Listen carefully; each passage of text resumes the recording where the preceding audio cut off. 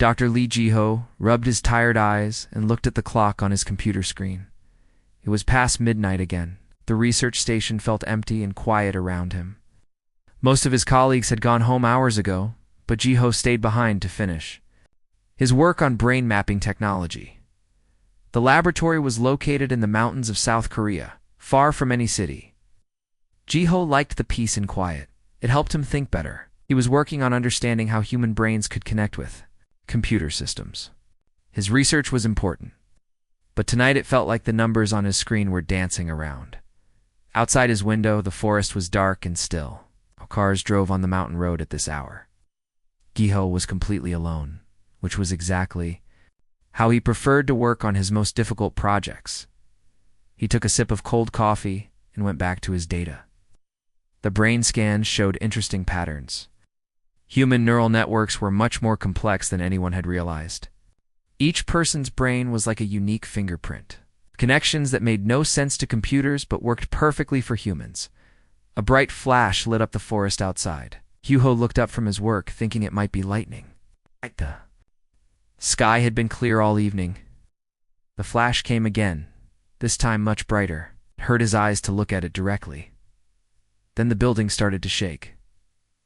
Jiho stood up from his chair, confused and worried. This was not an earthquake. The shaking was too regular, too controlled.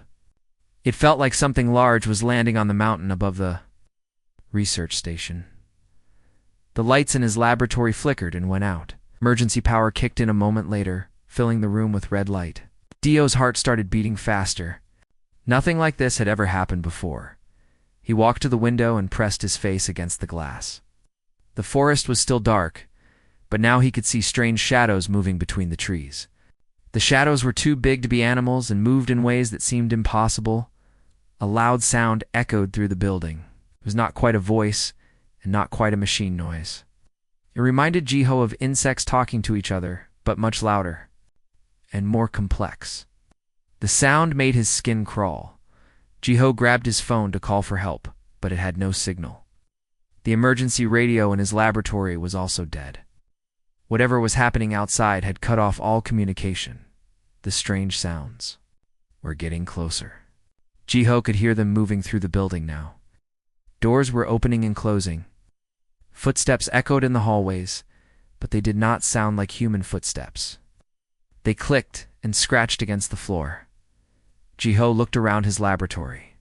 For somewhere to hide, there was a supply closet in the corner, but it seemed too obvious. Under his desk was too small. The best option was behind a large machine that analyzed brain scans. But even that would not hide him for long. The laboratory door opened without warning. 3 creatures walked into the room. They looked like giant insects that had learned to stand on 2 legs. Their bodies were covered in hard, dark shells that reflected the red emergency lights. They had 4 arms each, and their hands ended in sharp claws. Most frightening of all were their eyes, large, black, and completely emotionless. Jiho tried to run, but his legs would not move. Fear had frozen him in place. One of the creatures turned its head toward him and made that strange insect sound again. The other 2 creatures responded in the same language. They were talking about him. The largest creature stepped forward. Patterns of light appeared on its shell, flashing in colors that hurt Jiho's eyes to look at.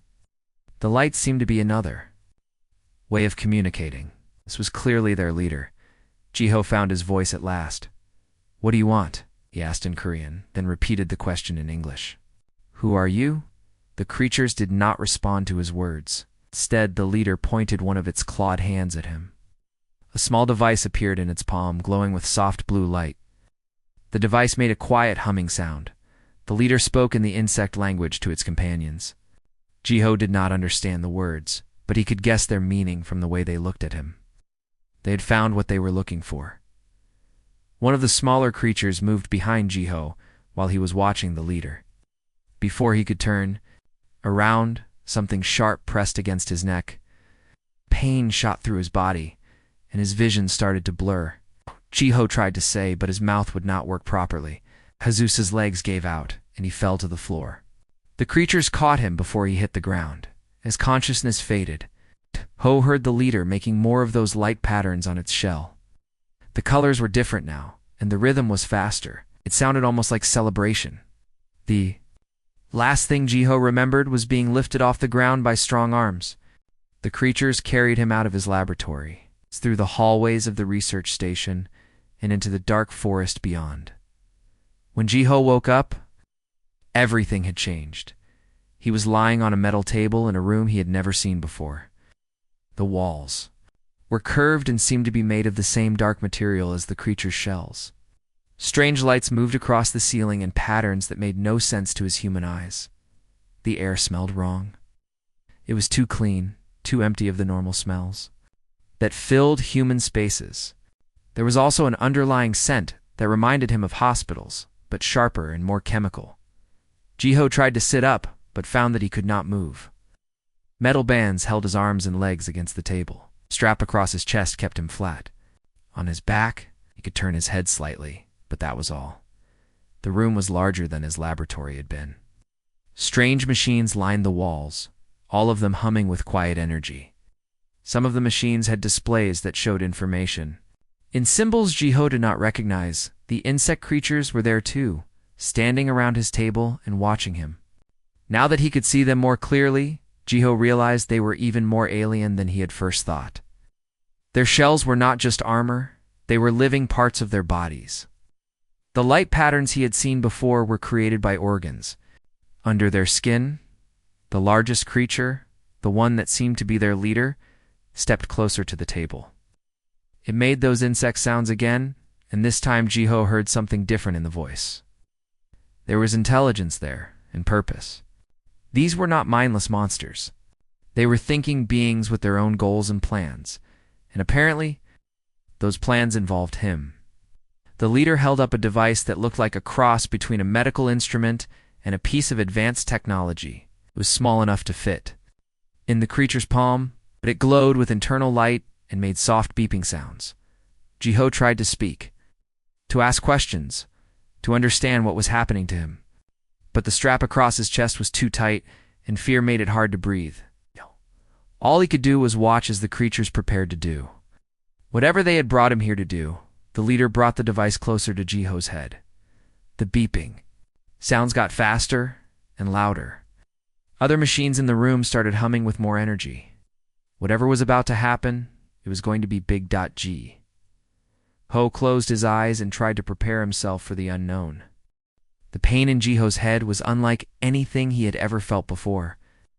It was not just pain, it was like having someone rewire his brain while he was still awake. Sharp, burning sensations shot through his skull as the alien device worked inside his head. The creatures had spent hours performing their procedure. Jiho had drifted in and out of consciousness, but he remembered enough to know that they had put something inside his brain, something that felt alive and moving. Now he was in a different room. This one looked like a prison cell, but made of the same strange curved walls as the medical room. There was a bed, a small table, and what looked like alien bathroom facilities.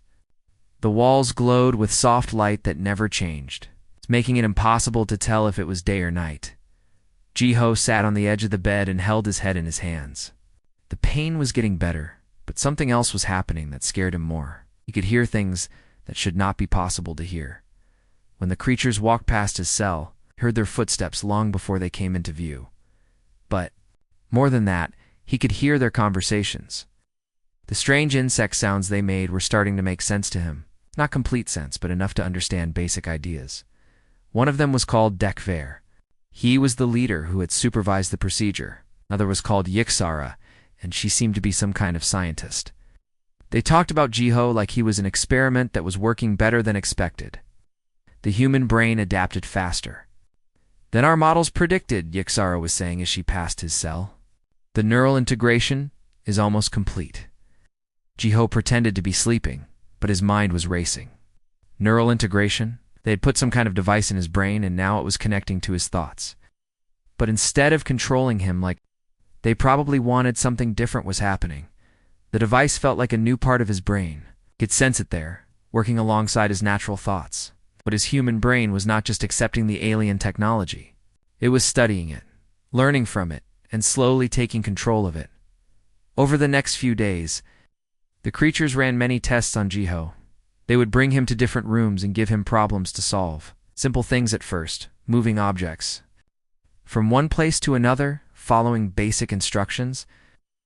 Operating simple machines. Jiho quickly realized that they expected him to be like a smart robot, was able to follow orders and solve problems, but without free will or creativity.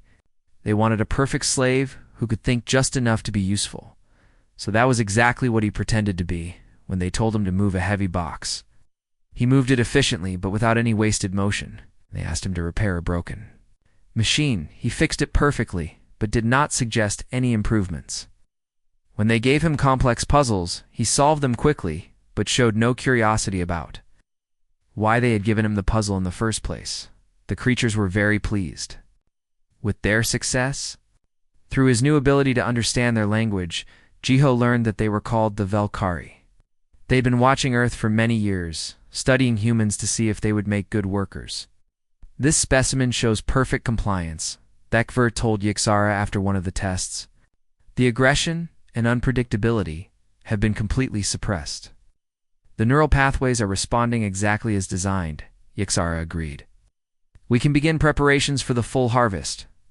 Harvest. The word made Jiho's blood run cold. We're not just planning to capture him. They wanted to do this to millions of humans. Turn his entire species into slaves for their empire. But they had made a crucial mistake. They thought they understood human brains, but they did not understand human nature. As the days passed, Jiho learned more about the device in his head. It was not just a control mechanism, it was a gateway into Valkyrie technology. Through it, he could sense the computer systems that ran their ship. He could feel the network connections that linked all their equipment together. The Valkyrie had evolved to use biotechnology that connected directly to their nervous systems.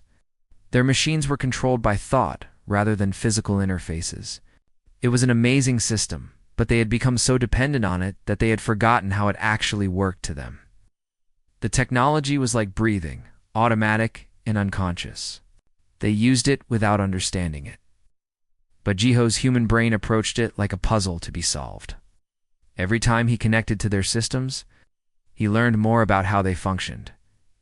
During one test, Yixara presented him with a complex mining scenario. The Valkyrie showed him a three-dimensional model of an asteroid and asked him to design the most efficient way to extract valuable minerals from it. The Valkyrie expected him to follow their standard procedures. But Jiho saw problems. With their approach, immediately, their mining methods were wasteful and dangerous. They treated their workers as disposable, which led to poor planning and unnecessary accidents. Jiho pretended to consider the problem carefully and presented a solution that improved their efficiency by 400%. But he made sure to present it in a way that seemed like simple obedience rather than creative thinking. The human brain processes spatial relationships more effectively than predicted, Yixara noted with excitement. This level of optimization was not anticipated. What she did not realize was that Jiho had not just solved their mining problem. While connected to their systems to study the asteroid model, he had also learned how to access their data networks. Now he could reach information that was stored throughout their ship. That night, alone in his cell, Jiho carefully explored the Valkyrie computer systems. He had to be very careful not to trigger any security alerts, so he moved slowly and cautiously. Through their data networks, what he found there changed everything.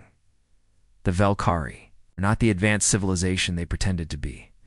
They had once been innovative and creative, but that was thousands of years ago. Now they were parasites who survived by enslaving other species to do their thinking for them. Their history files showed a clear pattern. The Valkyrie would find a species with useful abilities, capture some of them, and use their modified brains to solve problems that the Valkyrie could no longer handle themselves. Over the centuries, it enslaved dozens of different species. But there was something else in the files that was even more important. The biotechnology that controlled Valkyrie society was not well understood by the current generation. Had been built by their ancestors and the modern Velkari simply used it without really knowing how it worked. This gave Jiho an idea that was both terrifying and exciting. The neural implant in his head was not just connected to the ship's computers. It was connected to the same biotechnology network that linked all Velkari together. Every member of their species was connected to the same system that was now connected to his human brain. If he could figure out how to use that connection properly, he might be able to do more than just escape. He might be able to turn their own technology against them. But first, he needed to understand more about how their systems worked. He needed to be very careful. If the Velkari discovered what he was really capable of, they would kill him immediately. The next morning, the Zel came to his cell with news that made Jiho's heart race with fear. "The test phase is complete," the Velkari commander announced. "You have proven that humans can be successfully integrated into our workforce. We will now begin preparation for the invasion of your home world." Jiho nodded obediently, as if he did not understand the full meaning of those words. But inside, his mind was working faster than ever before. He was running out of time to save not just himself, but his entire species. The real test was about to begin. Could one human brain, enhanced by alien technology, find a way to stop an entire galactic empire? Jiho was about to find out. As Deck 4 left his cell, Jiho closed his eyes and reached out through the neural connection. Somewhere in the vast network of Velkari biotechnology, there had to be a weakness he could exploit. He just had to be smart enough to find it and brave enough to use it. The Velkari ship was much larger than Jiho had realized. For weeks, he had seen only his cell and the testing rooms. Now, as they transported him to their home planet, he was allowed to move through more areas of the vessel. The Velkari wanted their prize specimen to observe their great civilization. What? Jiho saw amazed and horrified him in equal measure. The ship was like a floating city, with thousands of Velkari living and working inside its curved corridors. But they were not the only species aboard. Everywhere Jiho looked, he saw other aliens who had been captured and modified just like him.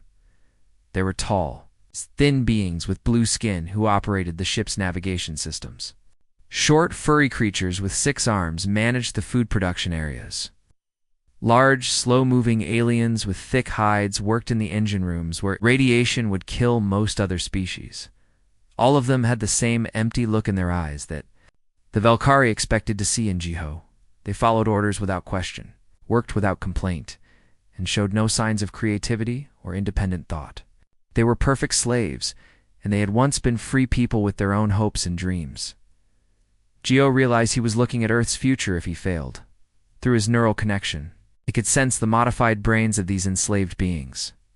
Their thoughts were trapped behind walls of alien technology, unable to break free. But unlike him, their species had not evolved the same adaptability that humans possessed. It's impressive, is it not? Vekver said as they walked through a large chamber where dozens of different species worked together on complex machinery. Each species contributes their unique abilities to our empire. Together, they accomplish what none could achieve alone. Nodded as if he agreed, but inwardly he was disgusted. The Velkari talked about cooperation, but this was nothing more than slavery with pretty words wrapped around it. During the journey, Jiho was introduced to other Velkari who wanted to examine their successful experiment. He met scientists, engineers, and military commanders. All of them were excited about the possibilities that human slaves would bring to their empire. But one encounter changed everything. In a restricted section of the ship, Jiho was brought before a group of high-ranking Velkari scientists. Wanted to show him something special, another human who had been captured months earlier. Her name was Dr. Park Mina, and she had been a xenobiologist studying extremophile bacteria in Antarctica when the Velkari took her. Like Jiho, she had been implanted with their neural control technology. Unlike Jiho, the procedure had not worked correctly. This specimen demonstrates the variability in human neural architecture, Yixara explained to the gathered scientists. Some humans integrate perfectly with our technology, while others resist the process. Mina sat quietly in a chair, her eyes focused on the floor. She appeared to be completely broken by her captivity. But when she briefly looked up at Jiho, he saw something in her eyes that the Velkari had missed: intelligence, awareness, and a desperate plea for help. That night, Giho used his growing control over the ship's systems to access Mina's holding area. The security cameras showed her cell as empty, but Giho had learned to manipulate those systems. He made his way through the corridors, avoiding patrols and using maintenance passages that he had discovered through the ship's computer network. He found Mina awake and waiting for him. "I know who you are," she whispered in Korean. "I've been watching you through the security feeds. You can control their systems." Gio was amazed. "How are you able to think freely? I thought their neural control technology had failed on you." Mina smiled grimly. "It did not fail. I made it fail. My research on extremophile bacteria taught me about biological adaptation under impossible conditions. When they put their device in my brain, I used meditation techniques to isolate the neural pathways they were trying to control." She explained that she had been pretending to be a failed experiment while secretly studying everything she could about Valkyrie technology and biology. Her scientific training had helped her understand things about their captors that even Jiho had missed. Ow! "They are not as advanced as they want us to believe," Mina said. "Their biotechnology is incredibly sophisticated, but they do not understand it anymore. They are like children playing with tools built by their ancestors." Together, they began to plan something that neither could have accomplished alone. Mina provided crucial biological insights about how Valkyrie neural networks functioned, while Jiho's connection to their technology gave them access to information that should have been impossible to reach. They discovered that the Valkyrie were not just connected to their technology, they were dependent on it in ways that made them incredibly vulnerable. Their entire civilization was controlled by a bioneural network that linked every member of their species together. It was like a biological internet that allowed them to share thoughts and coordinate their actions across vast distances. But this same network that gave them strength also created a weakness that humans could exploit. "If we could access their central bioneural hub," Mina explained, "we might be able to affect their entire species at once. Their biology is designed for collective thinking, but that makes them vulnerable to collective influence." The plan they developed was audacious and dangerous. They would need to reach the Valkyrie homeworld and gain access to the central processing systems that controlled their species-wide neural network. Then they would use Jiho's human brain, enhanced by their own technology, to rewrite the programming that governed Valkyrie behavior. It was not just about escape anymore. They were planning to reprogram an entire alien species. "Are we sure this is right?" Ho asked as they discussed the ethics of their plan. "We would be changing who they are." At a fundamental level, Mina's expression hardened. "Look around you, Jiho. Look at all the species they have enslaved. Look at what they plan to do to Earth. They have made the choice to be predators. We are just leveling the playing field." The journey to the Valkyrie homeworld took several more weeks. During that time, Jiho and Mina worked in secret to understand every detail of the bioneural network. They studied the brain patterns of their captors, analyzed the data flows in their technology, and prepared for what might be the most important hack in galactic history. When they finally arrived at Velthak Prime, Jiho was stunned by what he saw: that the planet was beautiful in a twisted way. Massive cities covered the surface, their organic architecture growing like living things from the ground. But the cities were not built by Valkyrie hands. Jiho could see the subtle differences in design that showed where different enslaved species had contributed their skills and knowledge. The Valkyrie had become parasites on a galactic scale, using the creativity and abilities of other species to build a civilization they could never have created themselves. They had forgotten how to innovate, how to solve problems, how to grow as a species. They only knew how to take what others had built and claim it as their own. "This ends now," Jiho whispered as their ship descended toward the planet's surface. Detschwer was eager to show off his prize specimens to the leadership on the homeworld. He arranged for both Jiho and Mina to be presented to the Valkyrie High Council as examples of successful and failed human integration. What he did not realize was that he was bringing two of the most dangerous beings in the galaxy directly into the heart of Valkyrie power. As they were escorted through the capital city toward the central bioneural hub, Hugh felt the immense network of connections that linked billions of Valkyrie minds together. It was like standing next to a massive computer that processed the thoughts and experiences of an entire species. Soon, a computer would have a new programmer. The revolution was about to begin. It would start inside the minds of the Valkyrie themselves. They had wanted to control human brains, but they were about to learn that human creativity could not be contained by any technology. Jiho and Mina exchanged a look as they approached the central hub.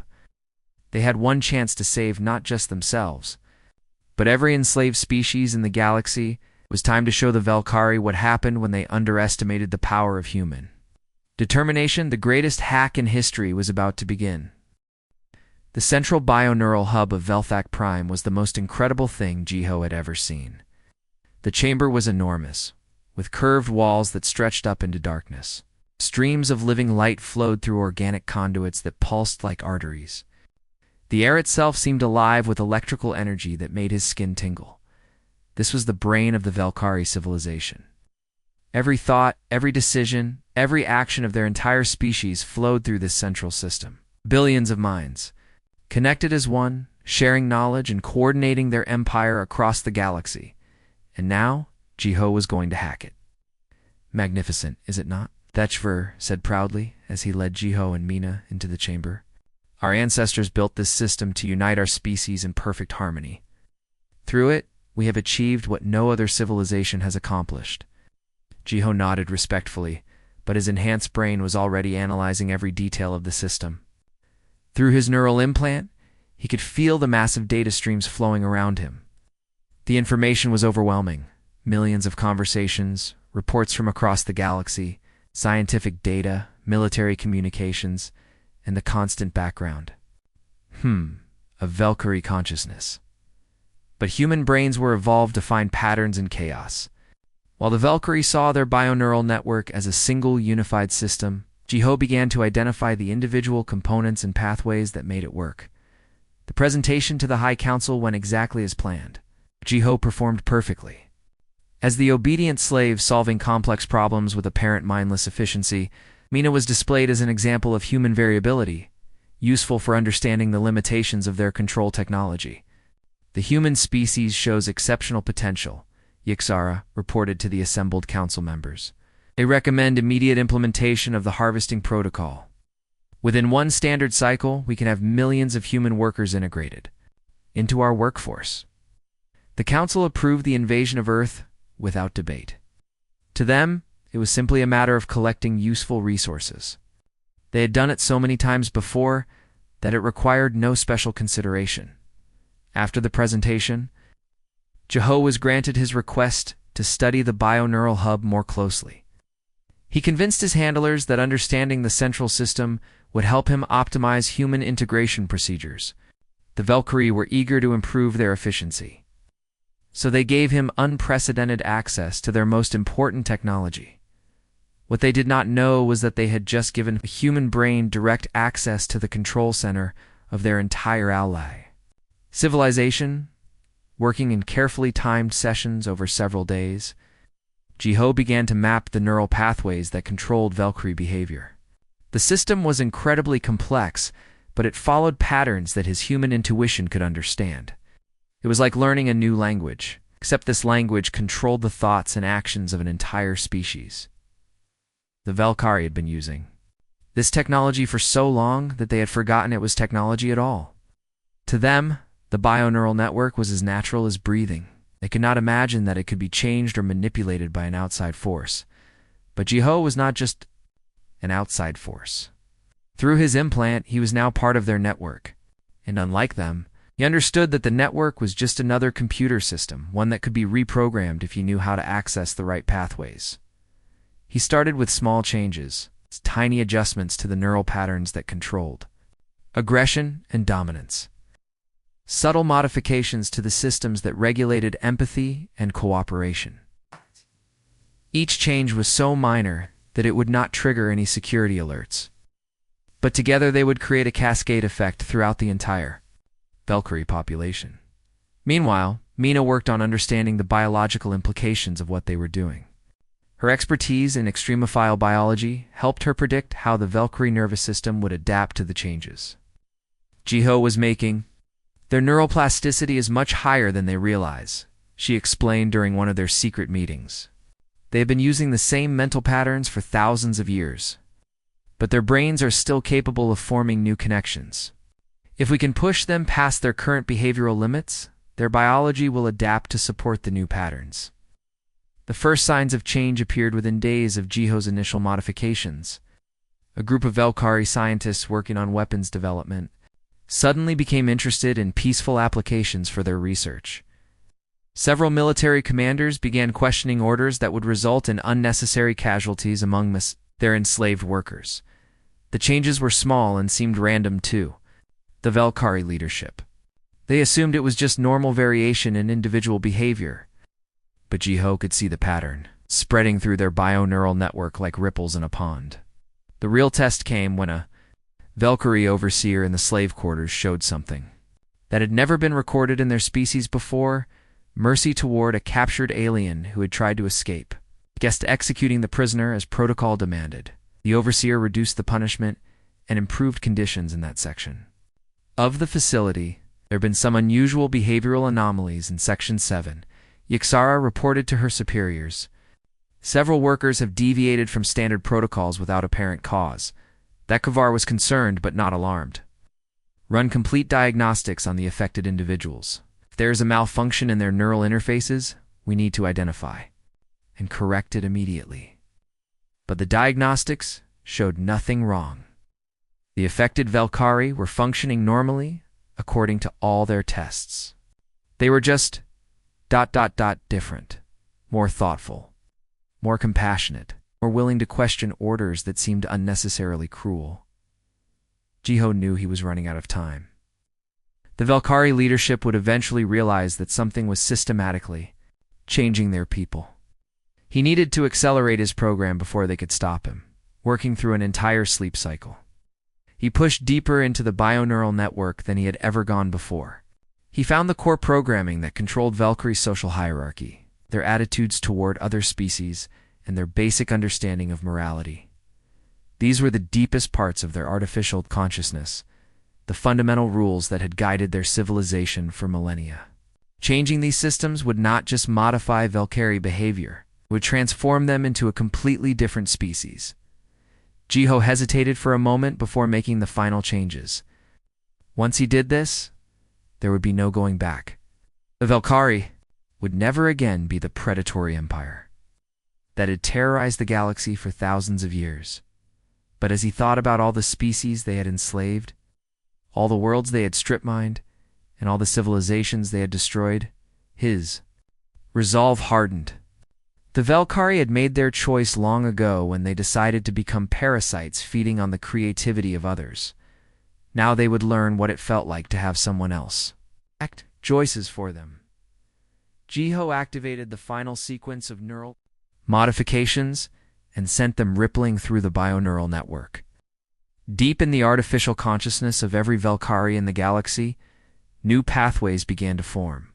New ways of thinking that their species had never experienced before: empathy, creativity, moral reasoning, the ability to see other species as equals rather than resources to be exploited.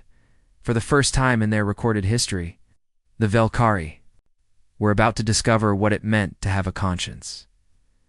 The revolution had begun. It was happening inside their own minds. The changes spread through the Velkhari bioneural network faster than Jiho had expected. What he thought would take weeks to affect their entire species happened in just a few days. The quantum entanglement that connected every Velkhari mind across the galaxy carried his modifications at the speed of light. On Velthic Prime, transformation was impossible to ignore. Commander Kickstall of the Velkhari Third Fleet was reviewing invasion plans for Earth when something unprecedented happened. As he looked at the projected casualty estimates for human resistance, he felt a strange sensation in his chest. It took him several minutes to identify the unfamiliar emotion: guilt. For the first time in his long military career, Kickstall found himself questioning whether the planned invasion was necessary. Humans had done nothing to threaten the Velkhari Empire. They were simply another species with useful abilities that could be exploited. But why did that suddenly feel ... wrong? Similar scenes were playing out across the galaxy. Valkyrie scientists working on new forms of neural control technology found themselves thinking about the suffering of their test subjects. Administrators managing enslaved populations began implementing policies to improve living conditions without being ordered to do so. On mining worlds and factory planets, Valkyrie overseers started treating their workers with something approaching respect. Some even began asking the enslaved aliens about their home worlds and families, concepts that had never interested the Valkyrie before. The High Council was in chaos. 17% of our military commanders have filed reports questioning their current assignments, reported Defense Coordinator Zul Maven. They claim their orders conflict with newly emerging ethical considerations. Ethical considerations? That voice carried disbelief and anger. Since when do Valkyrie concern themselves with ethics? Take what we need to survive and prosper. That is the natural order. But even as he spoke those words, Dekvar felt something stirring in his own mind. A small voice that whispered questions he had never thought to ask. Was taking what they needed truly natural if it required destroying other civilizations? Had they become so dependent on enslaved labor that they had forgotten how to create anything themselves? Yixara was running constant diagnostics on the bioneural network, searching for the source of the behavioral changes. Her instruments showed massive data flows and new neural pathway formations, but she could not identify the cause. The network appears to be evolving, she reported with growing alarm. New connections are forming spontaneously across all population centers. The pattern suggests external influence, but our security systems show no signs of intrusion. She did not realize was that the intrusion had not come from outside their network. It had come from within, from the human brain that they had connected to their most sacred technology. Jiho watched the transformation with amazement and growing concern. The changes were working better than he had hoped, but they were also spreading faster than he could control. Every Valkyrie in the galaxy was simultaneously developing new ways of thinking about morality, creativity, and the value of other species. But change on this scale was not without consequences. On the industrial world of Morthic, enslaved workers watched in confusion as their Valkyrie overseers began dismantling punishment systems and improving working conditions. Many of the aliens did not trust the sudden kindness, suspecting it was some new form of psychological manipulation. Fighting broke out between different groups of enslaved species. Some wanted to take advantage of the Valkyrie's apparent weakness to stage uprisings. Others feared that rebellion would only make their situation worse when the Valkyrie returned to their old ways. On Velthek Prime itself, the transformation was causing civil unrest unlike anything in recorded Valkyrie history. Traditional authorities found their orders being questioned by subordinates who had never shown independent thought before. Military units split between those embracing the new empathy and those clinging to the old ways of dominance. "This is madness," Dekvar declared during an emergency council session. "Our entire civilization is collapsing because our people have suddenly developed consciences.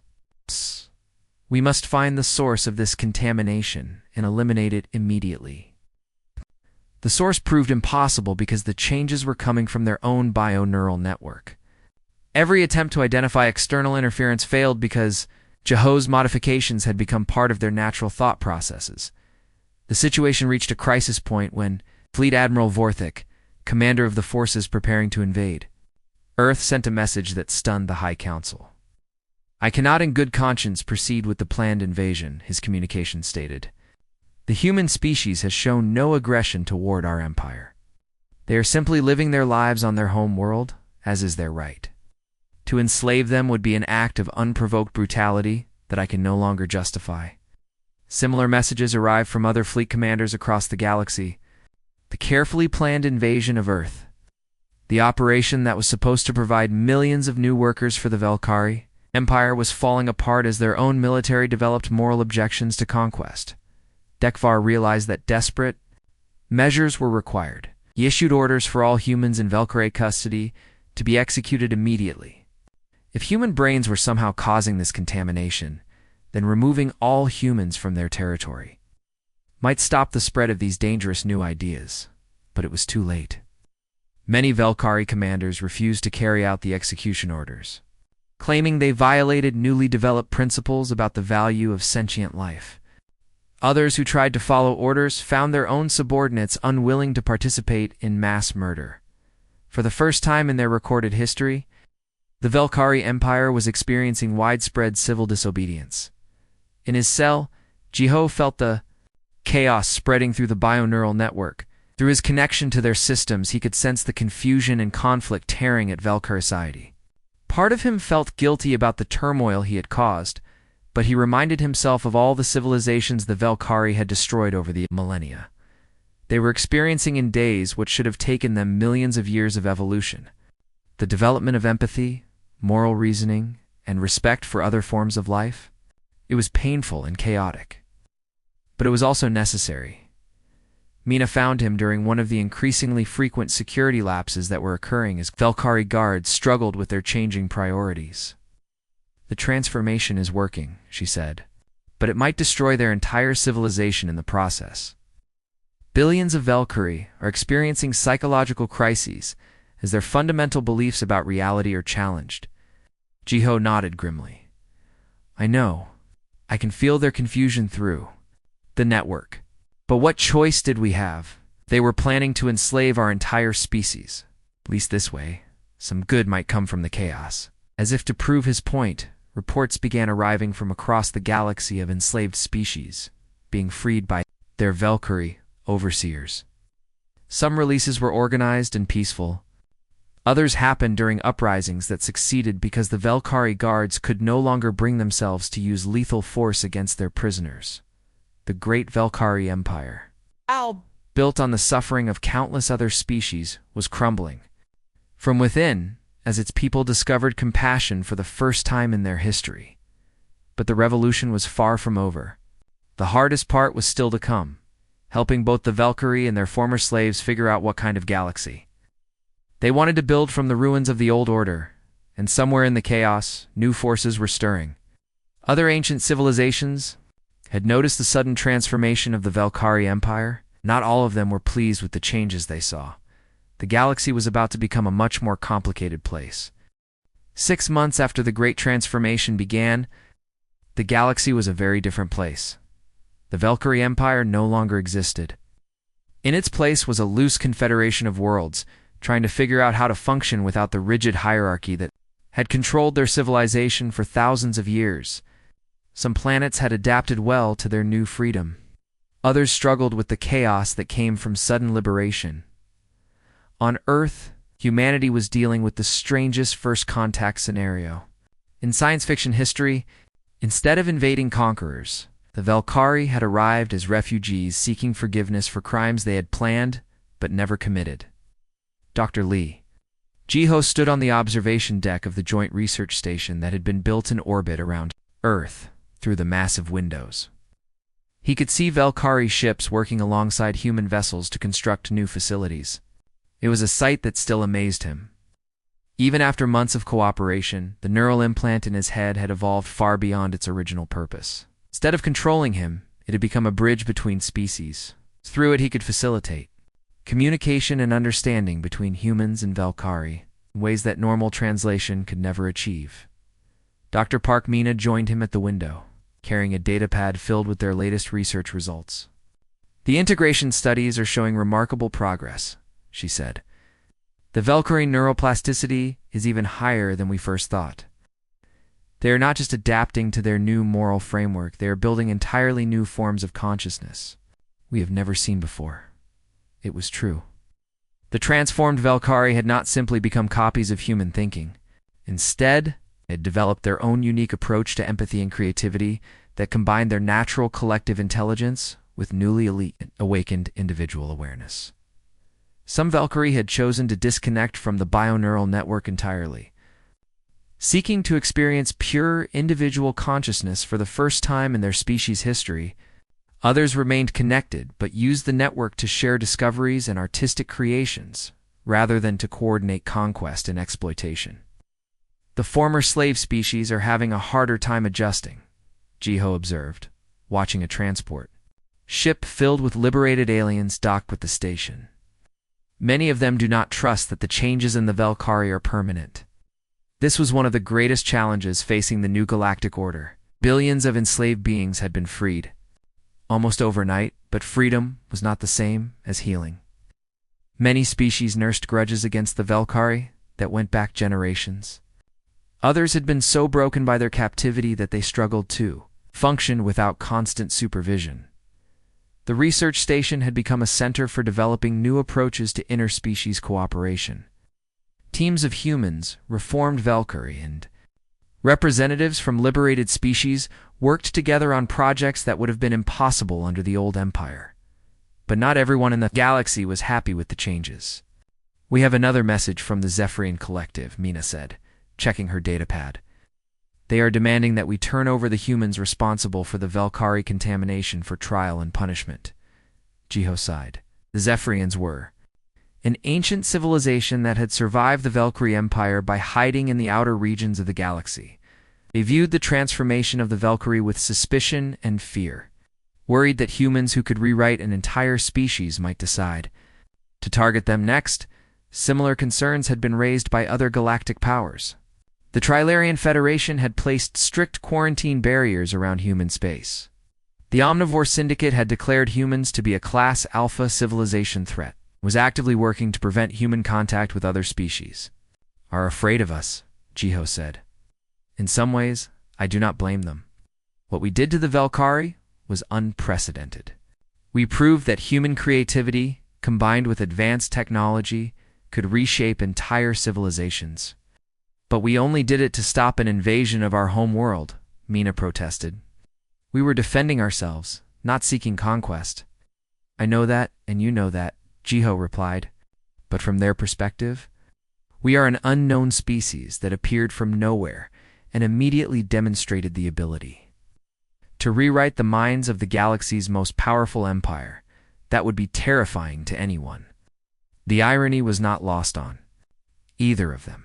Humanity had become feared across the galaxy not for their weapons or their aggression, but for their compassion and creativity. By refusing to give up their humanity even under the most extreme circumstances, they had achieved something that scared other species more than any military conquest. A soft chime indicated an incoming priority message. Jiho activated the communication system, and the image of former Commander Thekver appeared on the screen. The Velkari looked different now, less rigid, more thoughtful, with patterns of light on his shell that indicated complex emotional states, rather than simple dominance displays. "Greetings," Jiho Vekver said. "I hope I am not interrupting important work." It still felt strange to hear his former captor speaking with genuine respect and friendship. The neural modifications had not erased the memories of his past actions, but they had given him the emotional capacity to feel genuine remorse for them. "Never too busy for you, Thekver," Jiho replied. "What can we do for help you?" "Have received a transmission from deep space that you should see," the Velkari said. "It appears we have attracted the attention of very ancient powers." The message that Thekvar forwarded was unlike anything they had seen before. It was not transmitted through normal communication channels, but had somehow been embedded directly into the fabric of space-time itself. The mathematical complexity required for such a feat was beyond anything known to current galactic civilization. The message was simple but profound. "We have been watching. We are pleased. We are coming. Who do you think sent this?" Not asked. "Studying the strange patterns in the transmission?" "Unknown," Thekvar replied. "But the energy signatures suggest a civilization far older and more advanced than any currently active in the galaxy. Perhaps one of the legendary first races that disappeared millions of years ago." Jiho felt a mixture of excitement and apprehension. Humanity had already changed the course of galactic history once. Now it seemed they might be about to encounter powers that had shaped the galaxy long before any current civilization existed. "Whatever comes next," he said, "at least we will face it together. Humans, Velkari, and all the free species working as partners instead of masters and slaves." Through the observation windows, they could see ships from dozens of different species working together on the expanding research station. Former enemies and former slaves labored side by side, sharing knowledge and building something entirely new It was not perfect. There were still conflicts, misunderstandings, and deep wounds that would take generations to heal. But for the first time in galactic history, those conflicts were being resolved through cooperation and communication rather than conquest and domination. The bioneural implant in Jiho's head pulsed gently, carrying messages of friendship and collaboration from Velkari researchers across the galaxy. Scientists who had once worked to perfect slavery now dedicated their lives to understanding consciousness, creativity, and the bonds that could unite different forms of life. Humanity had done more than save itself from conquest by refusing to abandon their core values, even in the face of impossible odds. They had given the galaxy something it had been missing for millennia: hope. But as the ancient message suggested, their journey was far from over. Greater challenges and greater opportunities lay ahead. And somewhere in the deep reaches of space, powers beyond current understanding were stirring. Jiho smiled as he watched human and Velkari children playing together in the station's recreation areas. Whatever came next, they would face it as they had faced everything else, with creativity, determination, and an unshakable belief that cooperation was stronger than conquest. The greatest adventure in galactic history was just beginning, and humanity was no longer alone in facing it. They had friends, partners, and allies who had learned that the strength to change came not from technology or weapons, but from the simple decision to treat other beings with dignity and respect. In the end, that might be humanity's greatest gift to the galaxy, not the power to rewrite minds, but the wisdom to know when such power should and should not be used. The stars beckoned with infinite possibilities, and for the first time in eons, the galaxy was ready to embrace them together.